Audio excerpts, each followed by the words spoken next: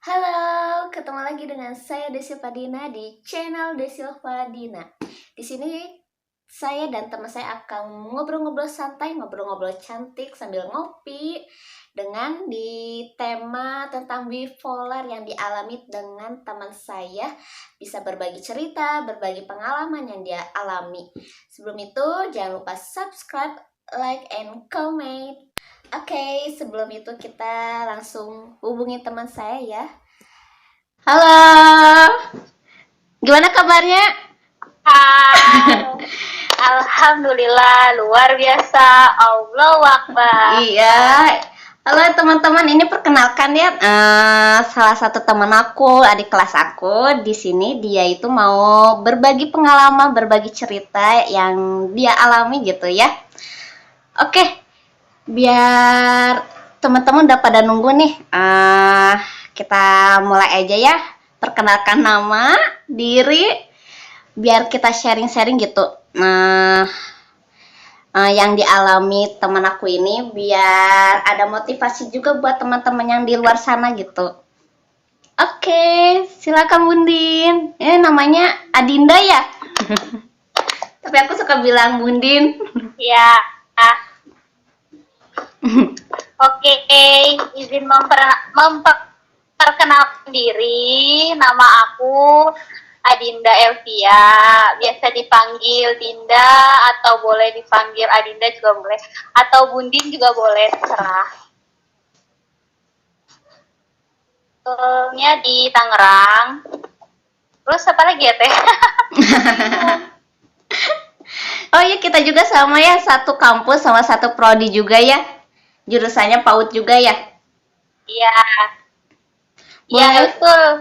Iya, boleh nih cerita tentang pengalaman yang selama Bundin rasakan gitu. Eh, dari awal sampai sekarang gitu bisa didiagnosa sebagai bipolar gitu. Itu teh gimana ceritanya gitu?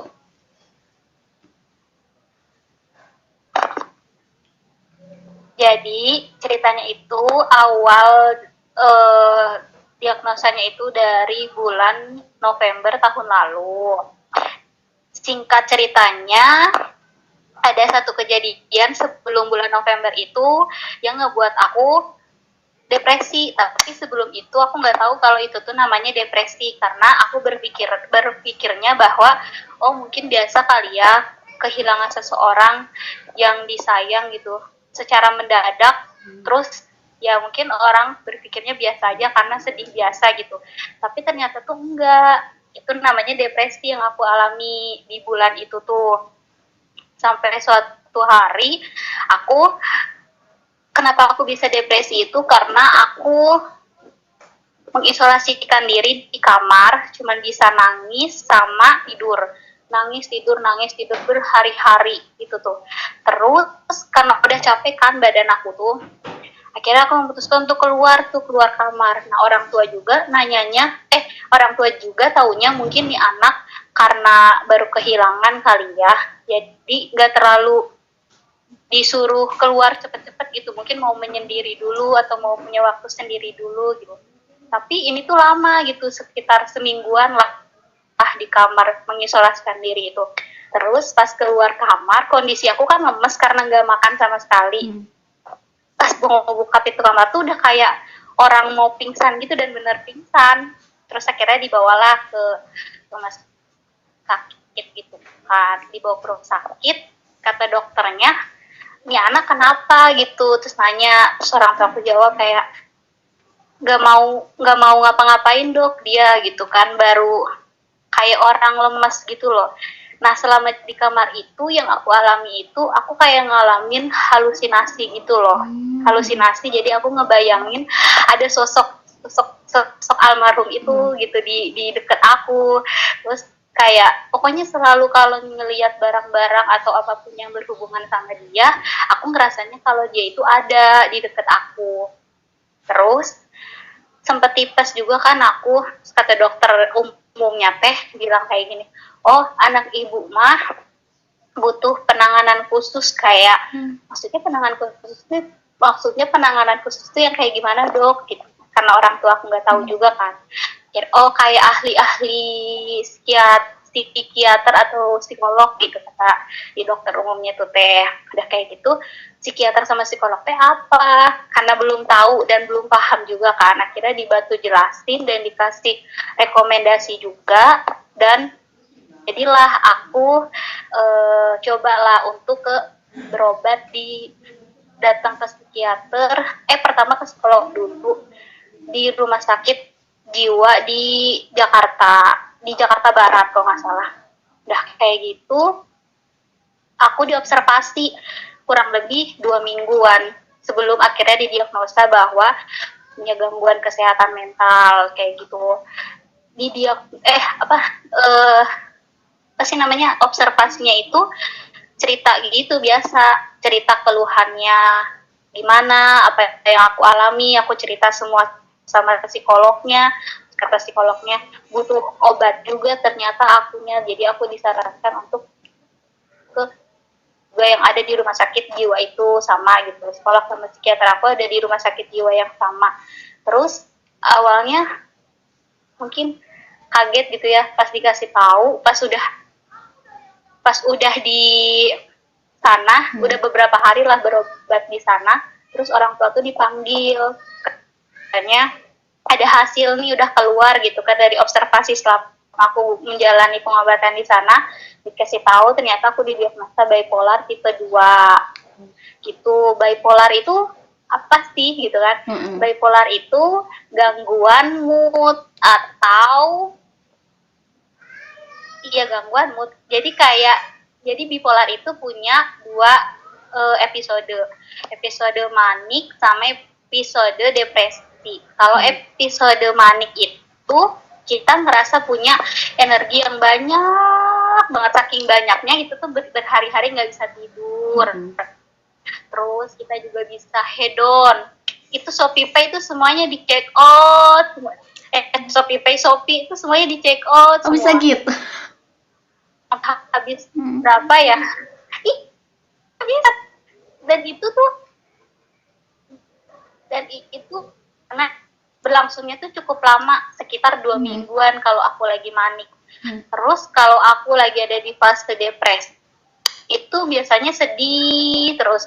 Sedihnya tuh bukan orang yang sedih biasa gitu, sedihnya tuh sedih kayak punya keinginan buat bunuh diri. Terus aku juga pernah self harm juga kan. Self harm itu kayak menyakiti diri sendiri gitu kan. Udah kayak banyak bekas luka lah pokoknya mah di aku gitu kan. Kayak ada kondisi terparah pas aku self harm itu, dan itu aku nggak nyadar tau teh. Itu tuh kayak gunting aku pegang terus aku taruh di tangan aku. Dan itu tuh situasinya aku tuh nggak menyadari kalau aku ngelakuin itu. Tahu-tahu pas aku bangun aku udah di rumah sakit, udah tiduran. Seorang orang rumah tuh kan pada kaget gitu kan, nih anak kenapa gitu, kenapa bisa kayak gini. Terus ya karena aku suka bandel aja, nggak mau minum obat. Terus ya obatnya juga harus diminum tiap hari. Terus juga aku terapinya itu kayak aku terapi kognitif behavior terapi, namanya CBT. Itu jadi tiap hari itu aku buat jurnal. Soalnya tuh kayak tentang seharian itu aku ngapain sih dari aku bangun tidur sampai mau tidur lagi gitu. Karena mood aku ekstrim, setiap hari bisa berubah-ubah gitu, jadilah dikontrol lewat situ. Nah nanti setiap minggunya dicek sama psikolog aku bahwa kayak oh ini nih ada perubahan ini nih misalkan. Terus apa solusinya, apakah ganti obat, apakah cocok sama obatnya gitu. Itu sih teh paling. Apa lagi ya yang aku ceritain,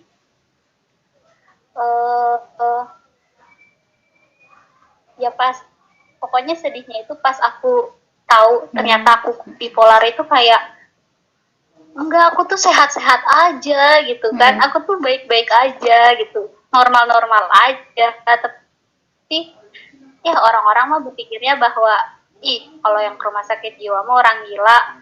Sampai waktu itu tuh nggak ada teman yang mau temenan sama aku, sampai aku tuh harus dikeluarin dari grup karena mereka nggak mau temenan sama orang yang dari rumah sakit jiwa atau berurusan sama rumah sakit jiwa kayak gitu.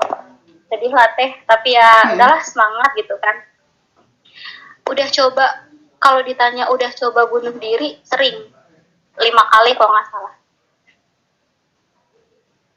Kayak overdose, terus rasanya tuh pengen terjun dari lantai 20, yang terjun ke bawah gitu, karena udah ngerasa nggak berguna banget. Setiap depresinya tuh kayak ngomong, udah mendingan lu mati aja deh, karena lu tuh nggak, kalau hidup juga lu tuh nggak berguna kayak gitu.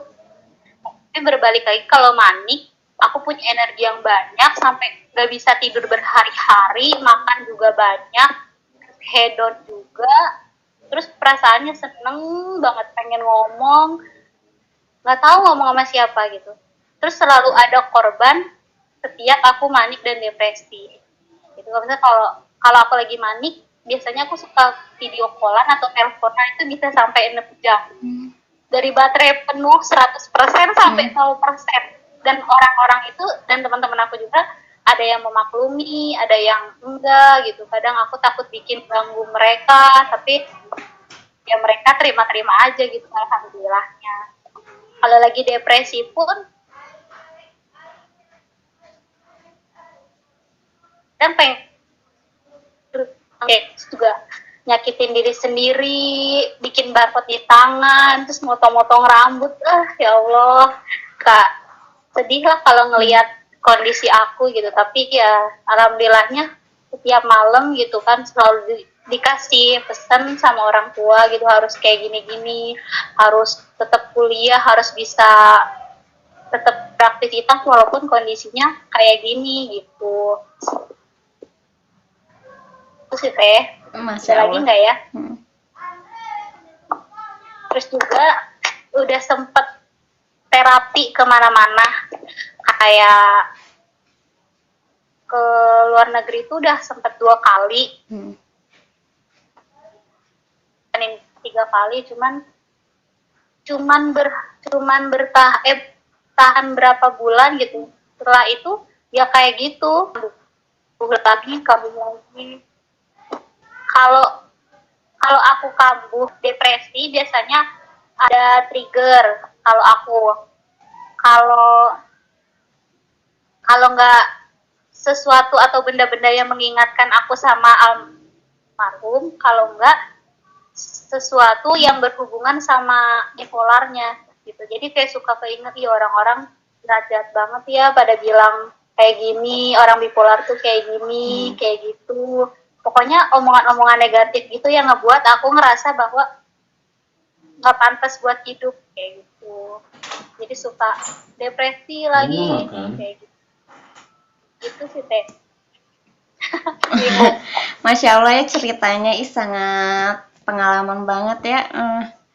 Mungkin ketika pas Bundin mengalami depresi yang pas udah mau percobaan bunuh diri, itu selama berapa kali tadi teh? 3 kali ya? Kalau bunuh dirinya 5 kali. 5 kali. Nih, ketika nih ada bisikan atau ada yang ngebisikin, kamu udahlah, kamu loncat aja dari sini gitu. Ada yang ngebisikin atau emang itu keinginan sendiri gitu? Kalau pas ketika bunuh diri. Bisikan. Jadi kayak ya, jadi kayak depresinya itu ngomong gitu, lu tuh nggak penting di sini, mendingan lu mati aja, karena lu hidup juga nyusahin banyak orang, jadi mendingan lu mati aja kayak gitu. Jadi depresinya yang ngomong ke aku. Terus gimana pas sadarnya gitu, pas udah ngalamin ini mau percobaan bunuh diri, pas nih ada yang nolongin atau gimana gitu? Ada yang nolongin. Jadi aku pernah yang lebih parah itu lagi berobat di rumah sakit. Aku tuh nggak nyadar karena aku halusinasi mungkin ya. Terus aku tuh jalan, aku tuh ngelihat ada almarhum gitu loh di jalan. Terus aku tuh samperin. Tapi padahal nggak ada. Aku samperin, ternyata aku aku sampainya itu aku jalan ke jalan raya yang memang bener-bener banyak mobil-mobil gede lewat Hmm. itu. Terus aku jalan aja lempeng kayak nggak punya dosa, jalan weh. Ternyata diklaksonin sama orang ditarik. Oh. Dan alhamdulillah sih selamat. Itu sih yang paling parah. Dan aku juga nggak ngerasa kalau misalkan aku jalan di tengah jalan raya gitu, nggak ngerasa. Kayak gitu sih teh. Bener-bener ini aja gitu, halusinasi gitu, bener-bener gak sadar gitu pas ketika ada bisikan gitu, bener-bener itu di luar Iya. kendali gitu. Iya, Oh, benar-benar di luar kendali. Masya Allah. Terus ketika ketika pas untuk mengatasi maniknya, kan manik itu yang hedon kayak gitu, itu gimana ngatasinnya? Biasanya minum obat. Manik itu suka kambuh karena akunya nggak minum obat kayak gitu. Atau ada, jadi setiap episode itu pasti datang dan muncul gitu. Kalau manik biasanya aku 2 minggu, terus normal, terus depresi. Tiap hari, bukan tiap hari, tiap saat pasti ada momentum yang kayak gitu. Jadi paling normalnya lebih panjang, yang biasa-biasa aja lebih panjang. Kalau aku minum obat, kalau aku nggak minum obat, kadang manik, terus kadang juga depresi kayak gitu. Ngatasinnya ya nanti juga capek sendiri, atau enggak masanya udah habis buat manik kayak gitu.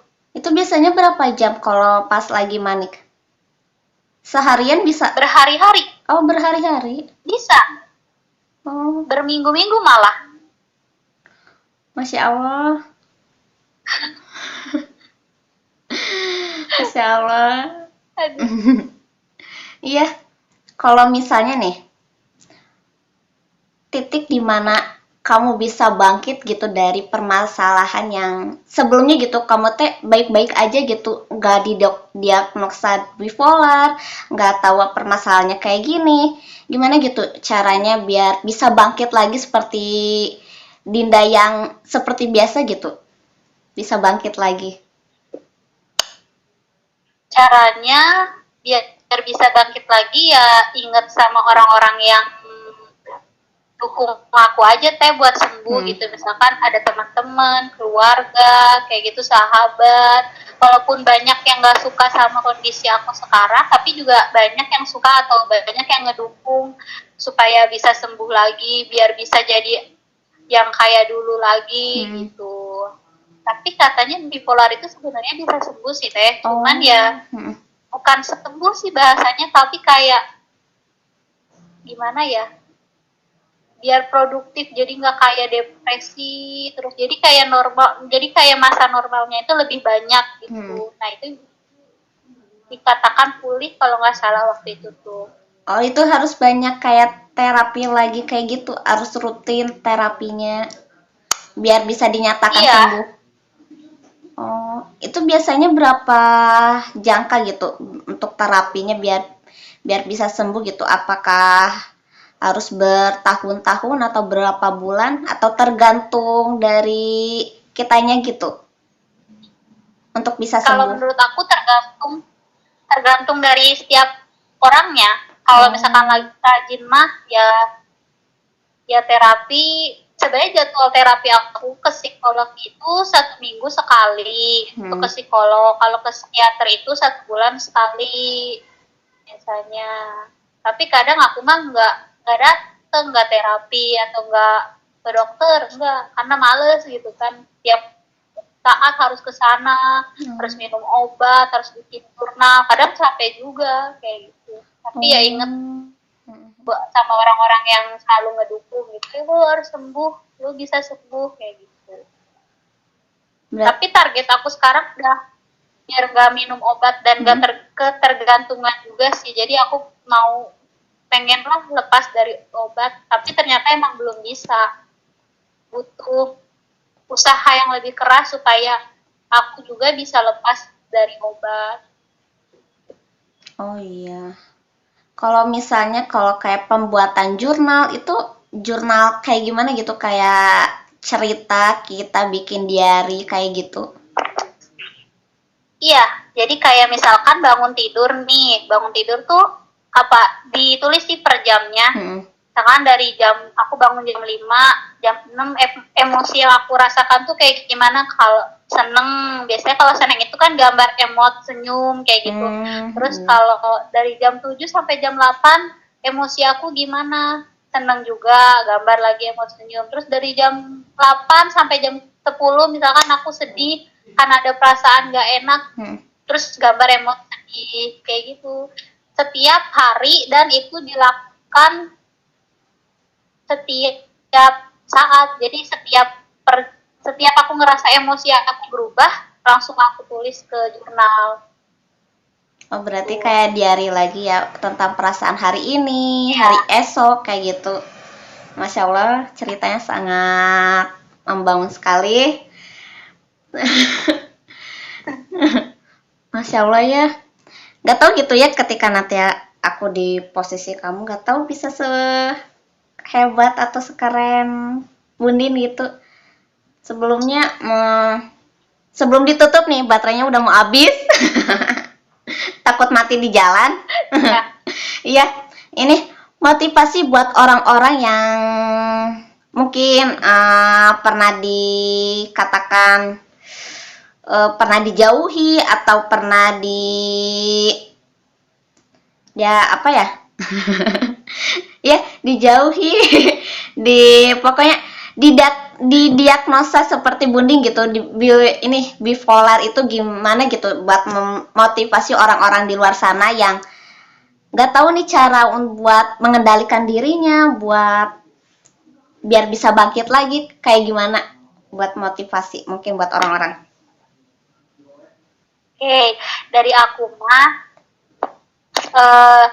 ingat sama omongan orang-orang yang bikin semangat aja. Jadi mungkin orang tua yang pingin kita tuh bisa bangkit lagi. Terus juga ingat kata psikiater, psikolog pasti kan juga ngasih beberapa motivasi supaya pasien-pasiennya itu bisa pulih, bisa sembuh, atau enggak bisa menjalani aktivitas tanpa harus adanya depresi, mani, kayak gitu.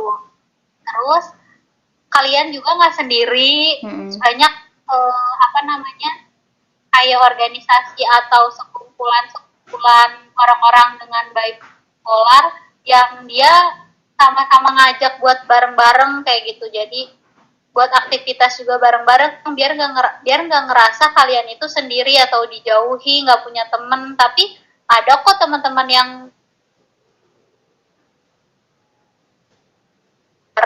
itu kalau dari aku.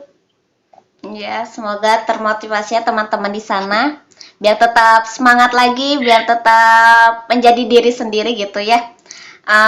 Sebelumnya terima kasih ya buat ceritanya, buat pengalamannya selama ini gitu, selama di video gitu ya. Makanya terima kasih. Sebelumnya terima kasih juga udah ngeluangin waktunya ya buat berbagi pengalaman, berbagi cerita, sharing-sharing tentang bipolar gitu buat orang-orang di luar sana juga tahu gitu. Bipolar itu bukan untuk dijauhi tapi butuh disupport, didukung gitu. Karena mereka juga butuh hidup di lingkungan yang sama gitu, bukan untuk dijauhi. Aduh ini baterainya beneran mau habis. Mau mati. Iya, makanya terima kasih ya sudah ngeluangin waktu. Ini mau ngobrol-ngobrol santai wae ya. Makasih ya. Tetap semangat. Kuliahnya semoga lancar, KKN-nya lancar. Semoga sampai tahun depan ya. Ini udah mau skripsi ya. Iya. Ya, semoga lancar-lancar ya kuliahnya pokoknya sampai lulus nanti. Nanti semoga di lain waktu kita bisa ngobrol-ngobrol lagi ya, bisa berbagi sharing lagi tentang pengalaman yang lain gitu, atau yang menarik. Makasih. Oke. Ya, bye-bye. Sama-sama, Teh Ince.